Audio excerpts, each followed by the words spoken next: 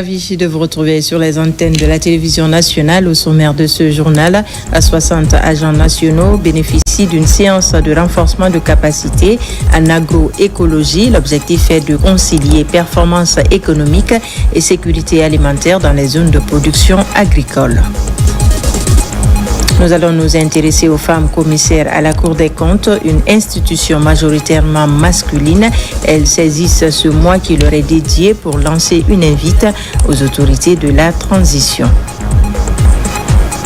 Aussi, l'ambassade de France en Guinée et en Sierra Leone viennent d'organiser une soirée en faveur des femmes. L'activité est co-organisée avec l'Association des blogueurs de Guinée pour mettre en avant les valeurs cardinales qui caractérisent la femme guinéenne. C'est tout pour les titres. Bonjour à tous et bienvenue dans ce 13h. Tout d'abord, développement de la radio rurale de Kassa. Récemment, le ministre de l'Information et de la Communication s'est rendu sur cette presqu'île où déjà les premiers investissements ont permis d'accroître le champ d'écoute de la radio. La construction d'une radio rurale moderne est annoncée. Plus de détails avec Tierno Ousmane Diallo. Privilégiant le terrain, le ministre de l'Information et de la Communication poursuit ses actions en vue d'assurer un fonctionnement régulier des différents médias pour garantir l'accès à l'information, notamment dans les zones enclavées. Après avoir relancé et élargi la sphère d'écoute de la radio rurale de Kassa, le ministre de l'Information et de la Communication a mené des investissements afin que la radio amorce une nouvelle phase de son développement en étant plus présente tout au long de la journée. Avant, on travaillait de 18h à 23h. Mais aujourd'hui, on travaille de 7h à 12h et de 18h à 0h. Là, déjà, c'est un grand pas pour nous.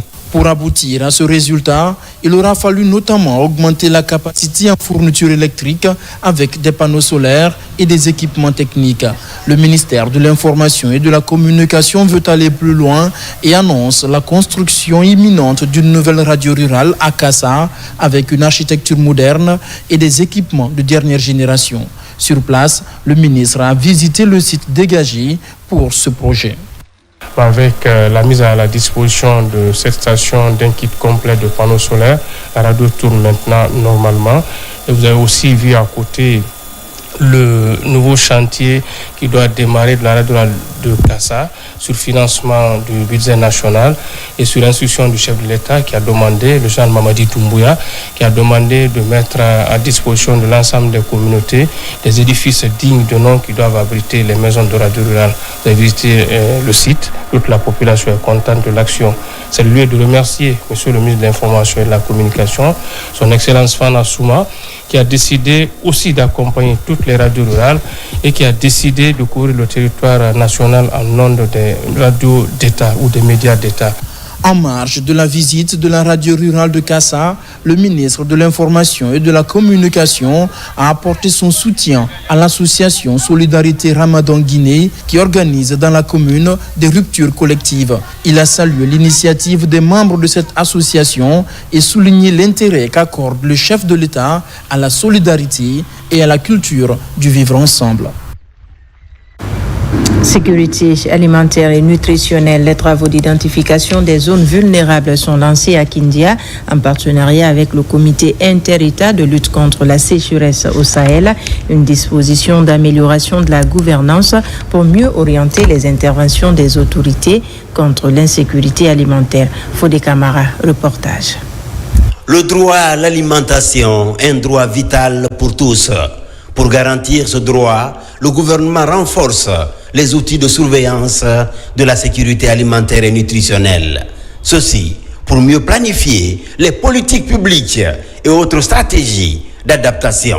C'est un outil d'analyse sur la sécurité alimentaire. C'est un indicateur. Tous les secteurs de développement rural sont là, avec les institutions, c'est-à-dire la FAO, PAM. Nous recherchons ici le tableau qui ressort les zones les plus vulnérables dans le domaine de la sécurité alimentaire, qui peut permettre à l'État de prendre ses précautions, de voir réellement comment remédier à cela et comment faire en sorte que ces zones ne subissent pas l'insécurité alimentaire. Ce travail de réactualisation des statistiques agricoles et alimentaires bénéficie de l'appui du SILS, le comité permanent inter-États de lutte contre la sécheresse au Sahel. Là-dessus, chaque année, 2 sessions d'analyse sont organisées pour identifier les zones à risque afin de concilier information et action. La rencontre de Kindia, c'est l'analyse de la session février-mars 2025. Généralement, c'est des sessions qui se font 2 fois par an. On se fait en octobre, novembre. On a fait ça à Koya. Cette fois-ci, on a essayé de bouger pour venir vers Kindia pour faire la session février-mars 2025. Analyser ces données pour voir l'impact de l'insécurité alimentaire au niveau national. L'analyse de la situation de sécurité alimentaire nutritionnelle qui est tout à fait une activité qui est en concert avec la CEDEAO, mais aussi les États du Sahel, y compris le Tchad, la Mauritanie et une partie du Cameroun. Le regard de l'extérieur sur la Guinée en termes de progrès agricole est immense. Donc on sait déjà qu'il faut s'en féliciter en lisant ces différents rapports. On sait que l'analyse situationnelle de la sécurité alimentaire et nutritionnelle au niveau de la sous-région de la Guinée se porte très bien. Les travaux de Kindia vont permettre de dresser la cartographie de la sécurité alimentaire et nutritionnelle.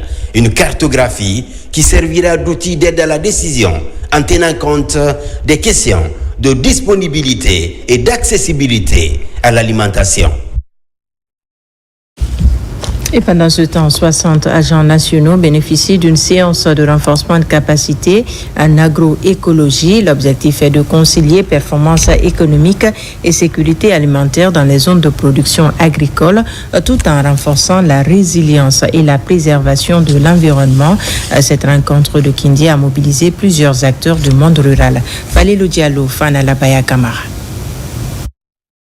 Accompagner les exploitations familiales vers une transition écologique tout en conciliant performance économique et préservation de l'environnement, c'est la toile de fond de cette rencontre de Kindia. La communauté économique des États de l'Afrique de l'Ouest accompagne le processus à travers son programme d'agroécologie. Ces renforcements de capacité viennent encore nous renforcer davantage pour nous permettre d'être, quand je dis nous, c'est-à-dire que les conseillers agricoles et les OP, de nous permettre d'être plus efficaces encore par rapport à l'accompagnement que nous devons faire au niveau des agriculteurs. L'Union européenne et l'Agence française de développement pilotent l'exercice. Les ministères de l'Agriculture et de l'Environnement comptent ainsi améliorer la gestion des sols en incluant les techniques de préparation et d'utilisation du compost, encourager la polyculture et certaines pratiques culturelles. Avant, on produisait et on obtenait un rendement escompté sans apporter de fertilisants. Mais au jour d'aujourd'hui, on constate, même avec l'apport de fertilisants, le rendement n'est pas comme ça.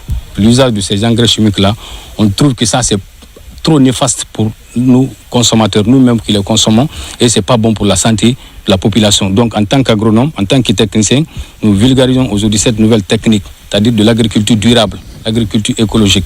Répartis en 2 groupes de 30 chacun, la soixantaine d'agents nationaux ont reçu des enseignements liés à la réduction de l'usage des engrais minéraux, à la gestion de l'environnement à travers la protection des têtes de source et le reboisement. Une concertation entre paysans du même terroir est également organisée pour un partage d'expériences réussies de gestion, y compris la lutte anti-érosive. Et puis les actes de charité se multiplient en faveur des fidèles musulmans et chrétiens. En ce mois de Ramadan et de Carême, le Fonds de développement social et de l'indigence, sur instruction de chef de l'État, a fait un don de vivres aux fidèles de la mosquée Kébeya, située à Kolaya, commune de Matam. L'objectif est clair, les assister en ce mois de partage et de pénitence. On fait le point avec son assaillant. L'élan de solidarité prôné par le chef de l'État pour accompagner les fidèles musulmans et chrétiens en ce mois de pénitence se poursuit pour permettre aux fidèles de bien passer le jeûne.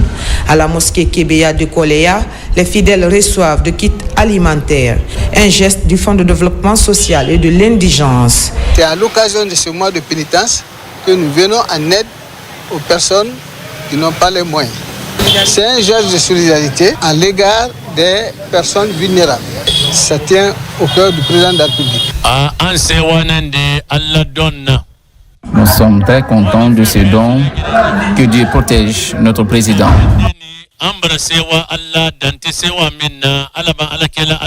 Ce geste de haute portée sociale fait des heureux parmi les fidèles bénéficiaires. À l'occasion, ils ont formulé des prières pour le pays.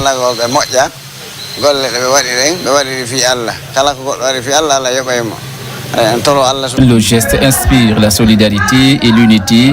Merci beaucoup.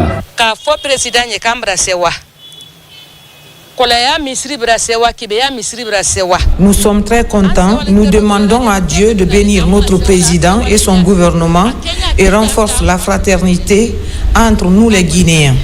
Très attaché au social, le chef de l'État a très tôt donné le ton de l'assistance sociale pour soulager les fidèles musulmans et chrétiens en cette période de pénitence, un acte suivi par les autorités publiques à tous les niveaux.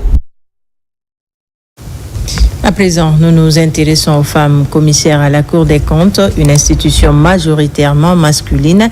Elles saisissent ce mois qui leur est dédié pour lancer une invite aux autorités de la transition, le chef de l'État en particulier. Et c'est un reportage de Moussa Kouyaté. La Cour des comptes, une institution qui a pour mission principale de contrôler les finances publiques. Et au sein de cette structure, les femmes sont moins représentées. À l'occasion de ce mois de mars, un mois dédié à la gente féminine, les femmes magistrates de la Cour des comptes plaident pour une augmentation du quota. À la Cour des comptes, ici, nous sommes 33 magistrats, dont 4 femmes. Et le message que j'ai à lancer aux autorités, c'est aussi mettre les femmes dans ce bureau de la Cour. Parce qu'on ne peut pas parler de prise de décision en mettant les femmes à l'écart. Quand on parle de développement, surtout en Guinée, on ne peut pas parler de développement sans parler de femmes. Le commissaire du gouvernement, son rôle, c'est de veiller sur la régularité et la légalité des activités de la Cour des comptes. Nous faisons des conclusions.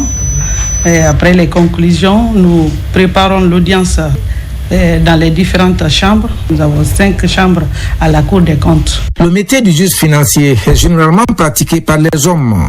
Les femmes commissaires de la Cour des comptes estiment que les filles doivent embrasser ce domaine autant que les hommes. Nous sommes très loin du quota de Beijing qui voudrait qu'on ait 30% au niveau des instances décisionnelles. Dans le métier de juge financier est un métier qui depuis toujours est réservé à la gente masculine. Les femmes parfois ont peur d'aller vers ce type de métier alors que c'est possible. Et nous sommes là pour donner le ton, pour donner l'exemple à nos consoeurs, donner l'exemple à nos filles, qu'elles sachent que c'est bien possible d'être juge financier en République de Guinée et d'exceller. Ces femmes magistrates de la Cour des comptes parviennent à assurer leurs fonctions professionnelles et familiales, surtout en ce moment de pénitence.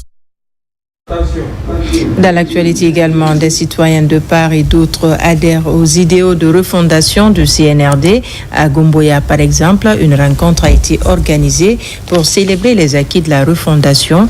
Ce projet porté par le mouvement Moshemad a mobilisé l'ensemble des couches sociales. Aboubakar Diaby, reportage. Dans la capitale Conakry, comme à l'intérieur du pays, les acquis du CNRD continuent d'être célébrés par les populations.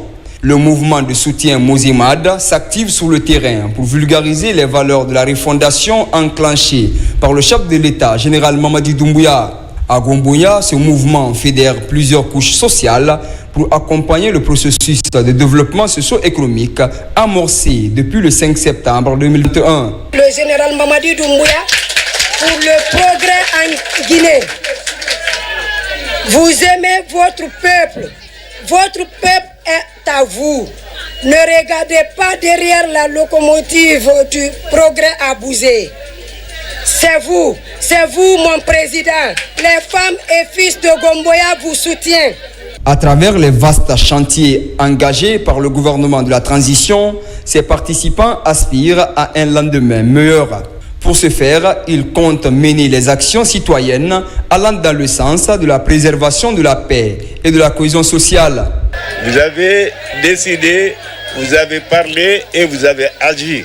Le sens qui nous amène à la paix et à la prospérité, surtout basé sur l'unité nationale. Celui qui veut l'union de l'Afrique commence d'abord par l'union de celui, l'union de sa maison, l'union de sa famille. Donc c'est ce qu'il souhaite. Donc nous vous remercions. Unissons-nous, nous pouvons vaincre. Cette rencontre vient ainsi lancer les activités du mouvement général Mamadi Doumbouya Mojemad sur le terrain.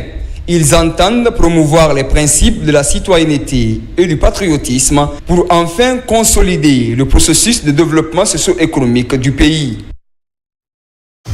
Vous avez dû le comprendre, des associations adhèrent de plus en plus aux idéaux du CNRD à Mamou, ville Carrefour. Cela s'est matérialisé par une rencontre de soutien organisée à la Maison des Jeunes par les membres de la coordination et association de soutien des acquis du CNRD. Mamadou Paté-Baldé pour en savoir plus. Les membres de la coordination des mouvements et associations de soutien aux acquis du CNRD se mobilisent dans cette salle polyvalente de la Maison des Jeunes de Mamou. Venus de tous bords, ils ont un seul objectif, soutenir sans faille les idéaux de paix, d'unité et de développement prônés par le chef de l'État, le général d'armée Mamadi Doumbouya. Notre objectif a toujours été de fédérer les énergies, de sensibiliser les populations et de renforcer l'adhésion populaire autour des idéaux du CNRD. Ce programme Simandou 2040 qui va changer la vie de chaque Guinéen. Pourquoi nous le soutenons? Ces actions sont vraiment visibles. Il y a la prise en charge des personnes vulnérables. Cette initiative va se poursuivre dans toutes les collectivités afin d'amener les populations à adhérer massivement aux idéaux de paix, d'unité et de développement prônés par le chef de l'État, le général d'armée Mamadi Doumbouya. Avec toutes ces réalisations qui sont faites à Mamou, nous ne parlons pas de la Guinée dans son entreprise, sinon on va manquer les réalisations. Mais vous avez aujourd'hui une pharmacie centrale chez nous. Ça c'est un exemple, et le corridor passe. Et le président de la République, son excellence, le général de corps d'armée Mamadi Doumbouya, l'espoir de tout un peuple, il a pris l'espoir de tout le peuple. Le Simandou 2025 a confié à un fils digne de notre commune. Au même moment, les chasseurs de Mamou témoignent eux aussi de leur adhésion au projet de société du chef de l'État. Ils rassurent le général d'armée Mamadi Doumbouya de leur disponibilité d'œuvrer à ses côtés pour mener à bon port ces initiatives. La préfecture de Mali n'est pas en marge de cette reconnaissance populaire pour témoigner leur satisfaction face aux nombreuses actions enclenchées par le CNRD dans leur localité, à savoir l'électrification, le projet de bitumage et tant d'autres. Une marche de soutien a été organisée par les fils et filles de Mali pour encourager le général Mamadi Doumbouya à poursuivre ses actions patriotes. Nabila Moussa Kamara, Sarafdine Diallo. La population de Mali réitère son adhésion et engagement total aux idéaux de changement du président de la République et de son gouvernement. Pour la reconnaissance à ces actions de développement, la population a organisé également un carnaval géant. Dans un même élan de mobilisation grandiose, les citoyens de Mali ont parcouru des kilomètres pour saluer les changements qui se déroulent dans leur préfecture. En dehors du cadre des retraités, il faut noter l'électrification de la ville de Mali 24 heures sur 24. Les travaux en cours de bitumage de la voirie de Mali Centre, la construction d'un commissariat central de police digne de ce nom. Une occasion de mobilisation mise à profit pour déclarer leur choix porté sur le général d'armée Mamadi Doumbouya aux prochaines élections présidentielles en Guinée. Le général Mamadi Doumbouya a montré à la face du monde que ce que les uns et les autres nous faisaient croire impossible dans ce pays est bel et bien possible. Au nom de la commission d'organisation de ce carnaval de soutien aux actions et à la candidature du général Mamadi Doumbouya aux prochaines élections à République de Guinée. Toutes les notabilités de Mali, notamment la jeunesse, demandent que le général rende visite à Mali. Donc tout Mali invite le général Mamadi Doumbouya à rendre visite à une de ses préfectures célèbres, qui est Mali. Mali n'est pas la seule préfecture de la région de la baie où des actions de développement sont visibles. Dans un autre registre, lutte contre les violences basées sur le genre, à Dubreka, les établissements scolaires sont les principales cibles. L'objectif pour le projet est d'informer les apprenants et encadrants du danger que représentent les VBG. Compte rendu Tabansila, Youssouf Kamara. À Dubreka, dans le Grand Conakry, la bataille contre les violences basées sur le genre est en cours. L'Office de protection du genre, de l'enfance et des mœurs au PROGEM passe par la formation et la sensibilisation dans cette localité qui a enregistré l'année dernière plusieurs cas de viol. Une instruction nous a été donnée par la hiérarchie pour venir dans ces deux localités, Dubreka, ensuite Koya. La volonté politique y est. L'arsenal juridique a été amendé à travers les sanctions qui ont été lourdes dans l'arsenal juridique, mais aussi la proactivité au niveau de toutes les entités qui interviennent au niveau de la protection des couches vulnérables. Cette série de formations et de sensibilisation est orientée vers les encadreurs et les apprenants des différentes écoles et de la préfecture et ses périphéries, des entités qui ont récemment enregistré des cas de violence. Nous allons dire aux parents de tout faire pour vraiment aider l'éducation, pour aider l'administration scolaire. Parce que l'enfant évolue dans 3 milieux: la famille, l'école et la vie. Nos enfants, c'est des innocents, ils ne connaissent rien encore, ils ne sont pas maîtres de ce qu'ils subissent là, ils ne sont pas responsables de ce qu'ils subissent. Certes, on va dire que c'est pour faire son travail, mais au-delà de ça, je l'ai dit, c'est pour venir nous épauler dans ce combat, dans cette lutte contre le viol et essayer de trouver des voies et moyens pour empêcher que cela ne se fasse plus ici à Dubreka. Souvent éclipsée par le poids des coutumes, la religion et des pesanteurs sociales, les questions de VBG ne sont plus tabous pour les autorités du pays à travers le PROGEM. En témoigne la présence de ces religieux, de la délégation spéciale de Dubreka, des présidents des conseils de quartier et les services de défense et de sécurité. L'ambassade de France en Guinée et en Sierra Leone vient d'organiser une soirée en faveur des femmes. L'activité est co-organisée avec l'association des blogueurs de Guinée pour mettre en avant les valeurs cardinales qui caractérisent la femme guinéenne. Lancez Kamisoko pour en savoir davantage. Devant un parterre de défenseurs des droits des femmes, l'ambassade de France en Guinée et en Sierra Leone célèbre la femme africaine, notamment celle guinéenne. Mettant en avant l'apport de la couche féminine au processus de développement du pays, l'événement est couplé avec la 3e édition du concours intitulé « Filme la Guinéenne qui t'inspire ». Il me semble qu'en Guinée, les femmes tiennent leur destin en main et nous, on essaye d'accompagner ces destins avec de l'Agence française de développement, de l'appui du Centre culturel franco-guinéen, l'appui à la recherche. Voilà, tout ça, c'est d'essayer de valoriser ces histoires guinéennes. Jumelant projection des films qui retracent le quotidien des femmes courageuses, connues ou anonymes, avec témoignages vivants, cette soirée offre une tribune d'expression aux femmes sur leurs ambitions en faveur du développement durable de la Guinée. Cette année, le thème porte sur des luttes visibles et invisibles. Et à travers ce thème, la blogueuse souhaite encourager les jeunes à documenter, à filmer les luttes, mais aussi les victoires des femmes qui luttent pour la promotion des droits des femmes et des filles. Chaque femme devrait se donner les moyens d'atteindre ses ambitions, travailler et ne surtout pas se laisser faire par la masculinité négative qui va essayer de leur faire croire qu'elles ne sont pas capables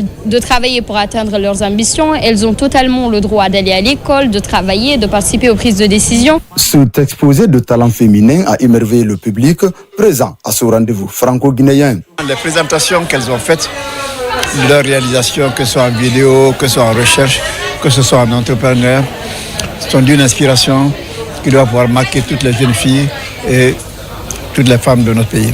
Pour clôturer cet événement en apothéose, des vedettes de la musique guinéenne, à savoir Manamba Kanté et Kenny Rima, prennent le public en haleine dans des sonorités dédiées à la cause féminine. L'actualité, c'est aussi cette formation dans les cadres de l'Office national du tourisme ont bénéficié en langue espagnole, deuxième langue parlée au monde. Ces agents pourront ainsi vendre l'image de la Guinée à l'international. C'est le ministre de la Culture, du Tourisme et de l'Artisanat qui a procédé à la remise des attestations. Le point avec Ousmane Ba. 40 heures de cours intenses en langue espagnole ont permis à ces cadres de l'Office national du tourisme de parler la langue de Cervantes, deuxième langue parlée au monde. Les bénéficiaires, au nombre de 19, sont reçus en compagnie de l'ambassadeur du Royaume d'Espagne en Guinée par le ministre Moussa Moïse Silla. Après des échanges, ils reçoivent leur satisfecit. Esta experiencia me ha permitido mejorar mis competencias lingüísticas. Je disais déjà que cette formation en espagnol est pour moi une expérience qui m'a permis d'enrichir déjà mes compétences linguistiques et d'élargir mes perspectives professionnelles. Je salue l'engagement de son Excellence, Monsieur l'ambassadeur du Royaume d'Espagne en République de Guinée pour avoir entrepris de créer ce pont culturel entre nos deux nations. J'ai été agréablement surpris de voir les cadres de mon ministère ce matin parler la langue de Cervantes comme s'ils avaient appris cette langue pendant une année. En plus d'enrichir leur cursus, les bénéficiaires pourront mieux vendre l'image de la Guinée à l'étranger.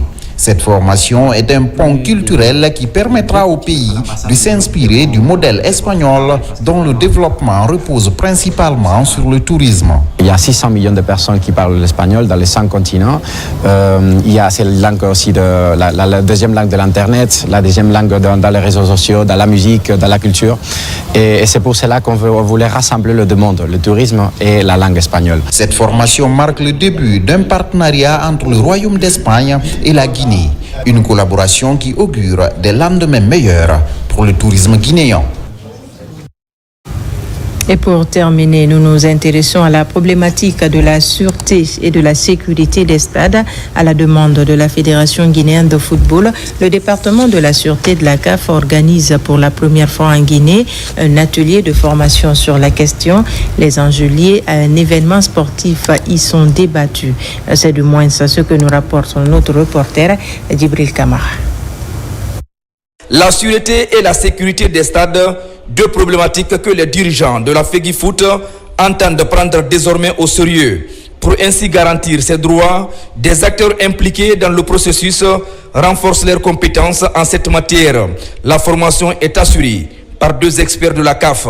Aujourd'hui, il faudrait qu'on harmonise les pratiques au niveau de tous les pays d'Afrique en matière de sûreté et de sécurité. C'est un défi qui est colossal, c'est un challenge qui est énorme, mais qui n'est pas impossible aujourd'hui à relever.